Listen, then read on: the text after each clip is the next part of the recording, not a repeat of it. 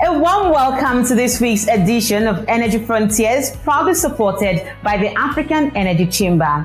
I am Justina Okechukwu. As always, let's get started with some of the biggest energy news around the continent. Latest report by the International Gas Union finds that global LNG trade surpassed 401 million tons and grew by 2.1% in 2023. While LNG receiving capacity growth reached an impressive 1,029.9 million tons per annum across 47 markets at the end of February 2024, and adding almost 70 million tons per annum in 2023. TotalEnergies has signed an agreement to acquire a 60% interest and operatorship in Block STP-02 offshore Sao Tome and Principe from the country's National Petroleum Agency. However, the transaction is subject to final approvals from relevant authorities. Perenco of Congo have announced that the Tishendo 2 mobile offshore production unit, which is located offshore Congo, has started power production. The move cements the company's goals to reduce its emissions. Canadian oil and gas company Recon Africa says it is set to spot the high-impact Nainggopo exploration well in Namibia on July 7, while field operations team are mobilizing ahead of the start of well pad construction activities on the company's Prospect P, which is expected to begin also in the month of July. Chariot Limited has signed a heads of terms agreement with African petroleum products provider Vivo Energy to help develop a gas-to-industry business through the commercialization of domestic gas on the local's onshore license in Morocco. The U.S. Agency for International Development, or USAID, has launched a new $73 million contract under the Power Africa initiative known as Empower West Africa. The program is looking to set up 6 million new grid and off-grid direct connections, reaching financial close for 2,500 megawatts of new generation capacity, and construct 1,500 kilometers of new transmission lines by 2029. NG Energy Access, an African pay-as-you-go and mini-grid solutions provider, said it has begun the construction of 15 solar mini-grids in Zambia's eastern province to provide reliable electricity to underserved families and small businesses, creating economic growth and increasing socio-economic welfare in local communities. And that's the summary of your energy news headlines. When we return, we get snippets from the Powering Nigeria conference organized by Chapel Hill Denham in Lagos during the week. We'll be right back.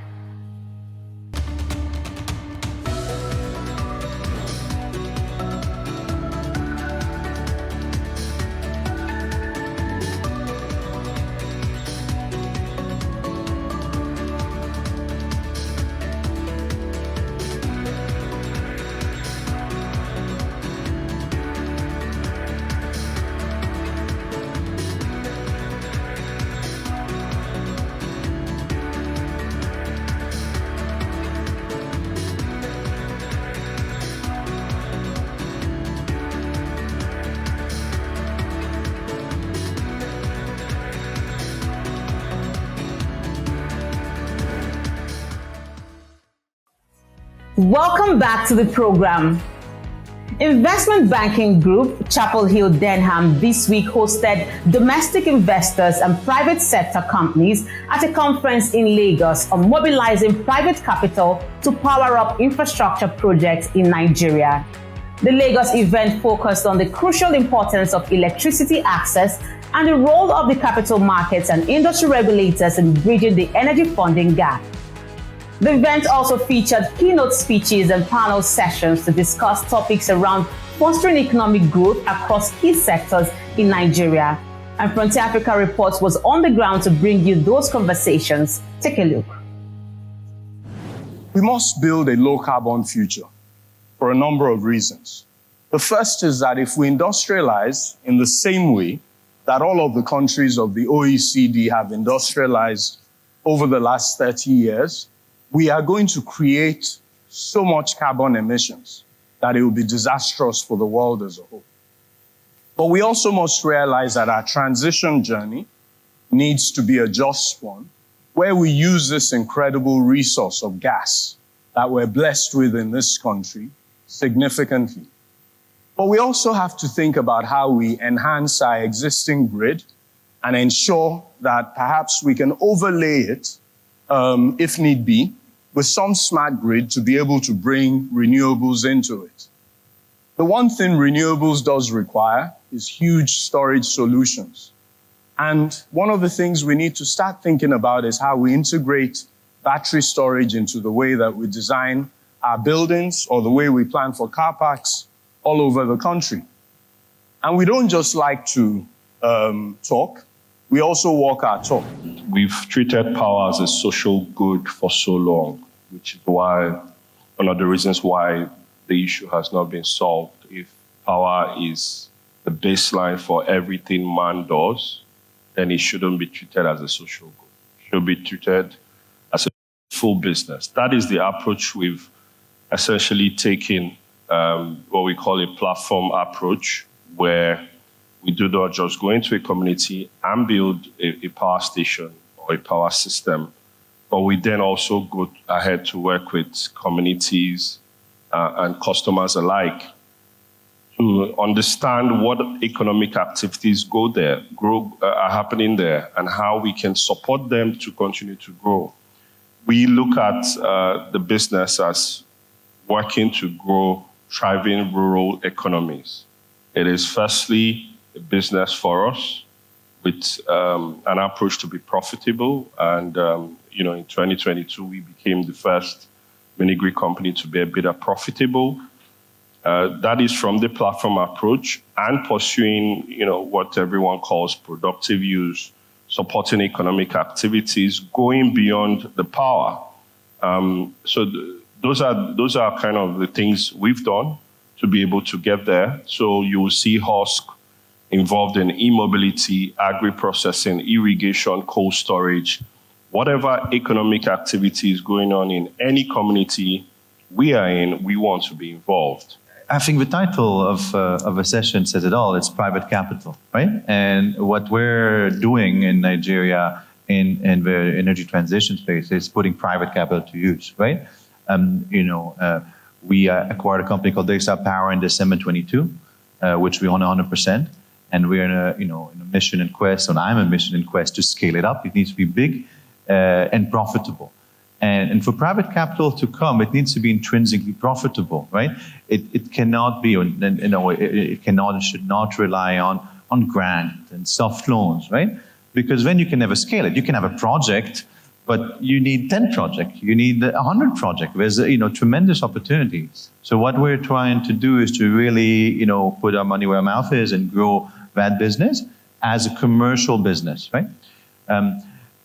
We, in the past, had bit of an energy access lens, right? Which is blended with more impact, right? And that's important, had a space, but today we look at it a bit more separately than the business side, which we're trying to grow.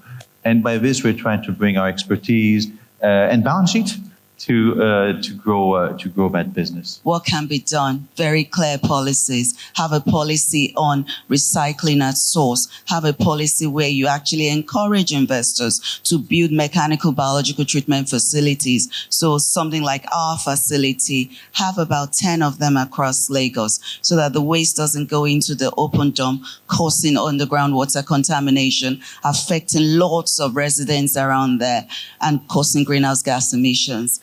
Again, the government has to be clear to say, I want these people to come in, and there is a roadmap for them to recoup their investment. So when they come in and they bring at least $10 million to build an MBT of low standard, because an average MBT across Europe is at least $50 million. So when someone comes in to build that, there is a roadmap to make their money back.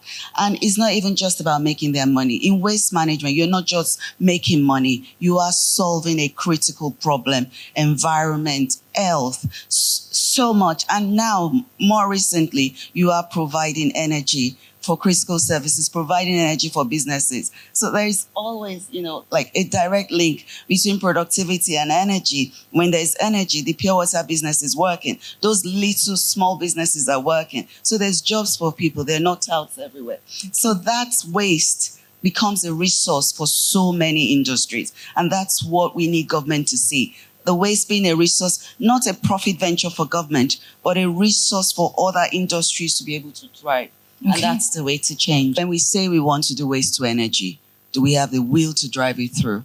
And then we've got the MOU signed for the waste to energy. How do we access the capital? What sorts of guarantees are you going to give? Investments coming from the US, from Europe, to say when you bring your money to Nigeria, you will be able to get a return on that investment. And I think that is the biggest challenge following the policy, is access to one, affordable capital in the sense that interest rates in Nigeria at Naira today is in excess of 30%. When you look at it, I won't even make a profit of 30%. So how do I pay that interest? So how do I access affordable capital once I get, the policy to drive the project?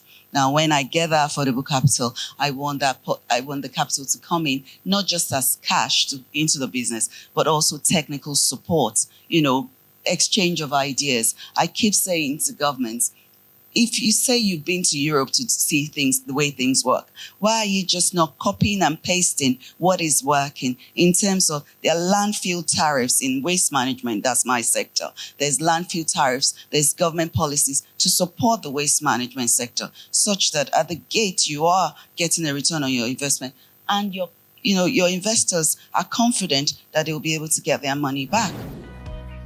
We will now turn our focus to the Invest in African Energies Roadshow organized by the African Energy Chamber in Lagos. Energy Frontiers will be right back in a moment.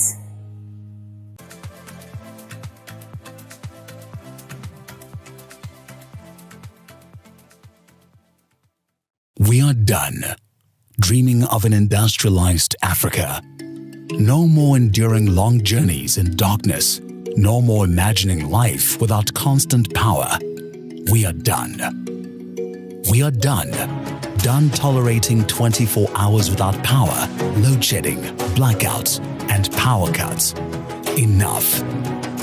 Imagine a life where our abundant natural resources can't power a generation. We can't cope with that reality. 600 million Africans still lack access to power. We have the solution. It's time to turn imagination into action. African Energy Week 2024 is the platform to implement change, sign deals, and take decisive action. And implement. Join us. Invest in African energies. Energy growth through an enabling environment, and be part of the movement that brings hope to millions across the continent. It's not just about power, it's about empowering lives and giving African hope. Be there to witness the transformation. African Energy Week 2024, where imagination becomes reality. Secure your seat now. Don't miss out on African Energy Week 2024. Visit our website and buy your tickets today. Let's light up Africa and create a brighter future together. At the time you need to build that project. Sign, baby, sign. This is Energy Frontiers. Now, Africa's leading energy advocacy organization, the African Energy Chamber, this week hosted the Invest in African Energies Roadshow in Lagos and brought together more than 250 Nigerian entrepreneurs and investors who are interested in accessing opportunities in Africa's oil, gas, and energy sector. During the cocktail event, the Chamber, through its various executives and advisory board members, reaffirmed its commitment to continue supporting to build the energy ecosystem, including women-led businesses in Nigeria and across Africa. The event is part of a build-up to the African Energy Week scheduled for November 4 to 8 in Cape Town, South Africa. And as always, Frontier Africa Reports brings you the details. We are here in Lagos because we think it's important to invite Nigerian entrepreneurs to be able to take advantage of opportunities in the oil and gas and energy sector across the entire continent. We are living in interesting times on the continent where we're seeing significant opportunities developing in Namibia. We're seeing opportunities developing in Senegal, in Cote d'Ivoire, in Mozambique. In all of these places, we're seeing new producers who are coming on board, and there is a significant demand for services. Now, Nigerian companies have been able to develop capacities over the last couple of decades. It is time for Nigeria not just to export oil and gas, but also to export know-how and entrepreneurs who are going to take advantage of opportunities across the entire continent. African Energy Week is the biggest deal-making platform on the continent when it comes to oil and gas. So what we are looking for is to tell Nigerian entrepreneurs, particularly female entrepreneurs, you need to be able to make sure that from the 4th to the 8th of November, you are in Cape Town looking to engage companies across the entire continent and take advantage of those deals. We want you to be able to make that step to ensure that you can export your know-how into all other African countries. If you can do contracts for the big majors in Nigeria, then you're certainly able to do it for the big majors outside of the borders of Nigeria. And Africa Energy Week offers you that platform. And that is what we're looking to do to ensure that we can see wealth generation across the board, across the entire continent, propelled by Nigerian entrepreneurs. I think for us, we're focusing on two things primarily. The first thing is investments into the African energy sector. We want the sector to grow. We want it to be investable. We want to attract the right type of investment, adequate investment, and the right partners for the sector. The second thing is we're focusing on expansion. We want the industry to be expanded. We want there to be cross-border transactions. We want Nigerians to work in Namibia. We want Namibians Namibia is a nascent industry, so not really. We want Angolans to go work in Namibia. We want to create an African market with the help of the AFCFTA and create a market where there's integration between countries and there's that relationship and collaboration. So for us, it's all about investment, and collaboration in Africa. There are a number of ways to adapt the legal framework on the continent.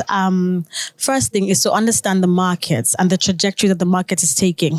We need to make sure that we can attract the right type of investment. As I said, the country needs to be investable. We need to create friendly fiscal regimes. We need to create friendly regulatory laws that allow for investors to bring in the capital and are able to repatriate their capital from the continent. So it's very important that, the regulations in Africa or in Nigeria, whatever really, is adaptable to the markets. We don't want it to be stoic and unchangeable. So it's very important for lawyers and for everyone that, we adapt a very adaptable regulatory system on the continent. Nigeria has huge opportunities, and those opportunities are there for us to take.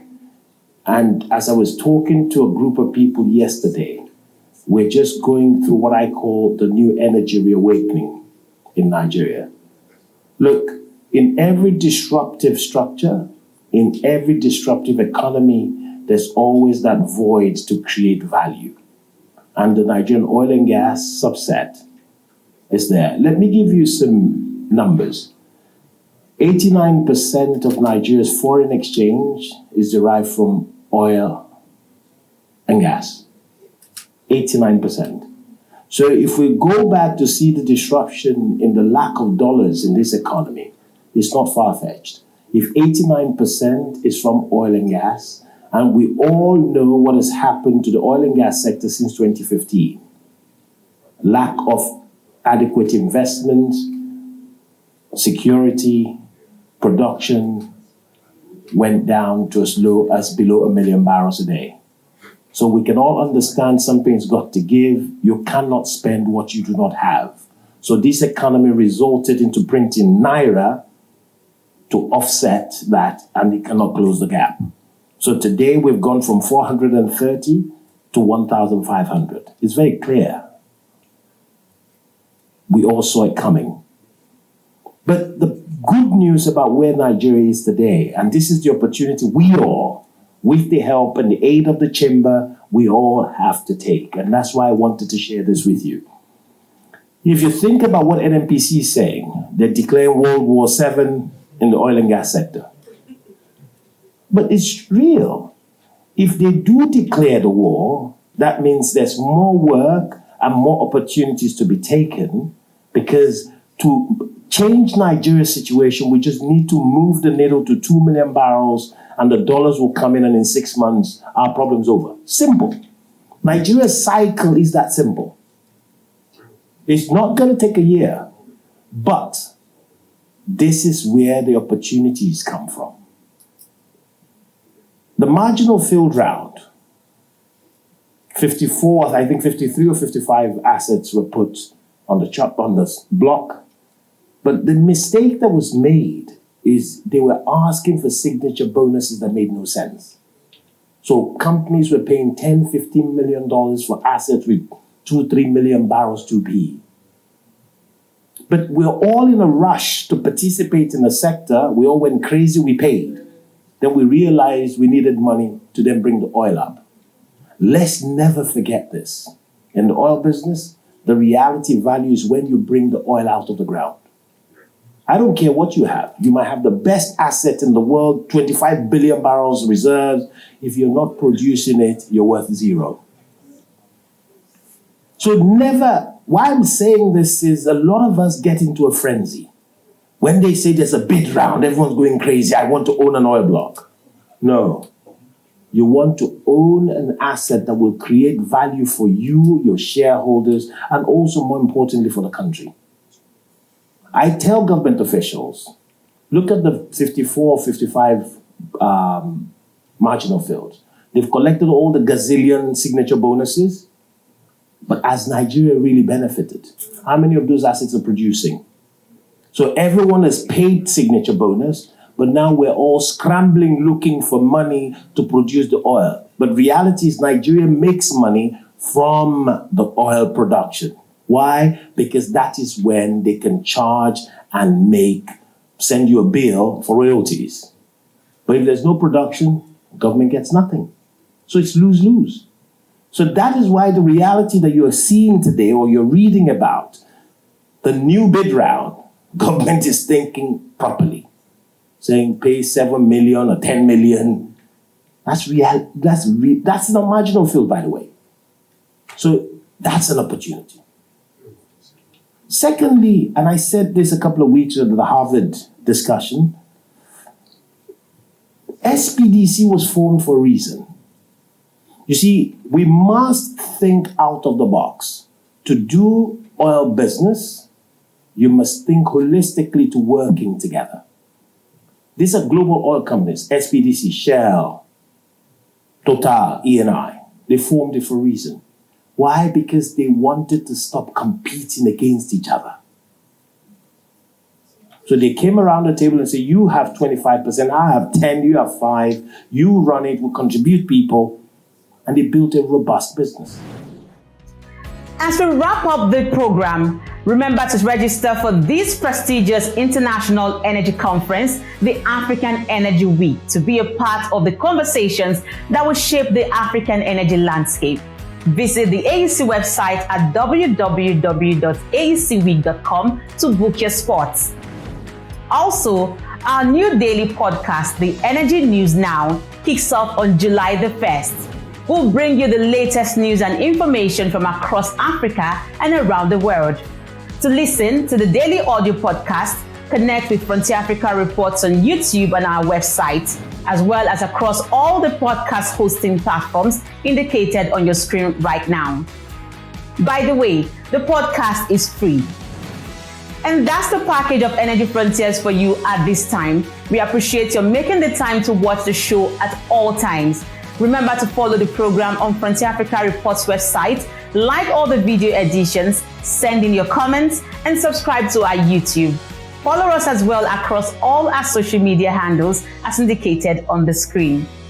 I am Justina Okechukwu, and I'll see you again soon.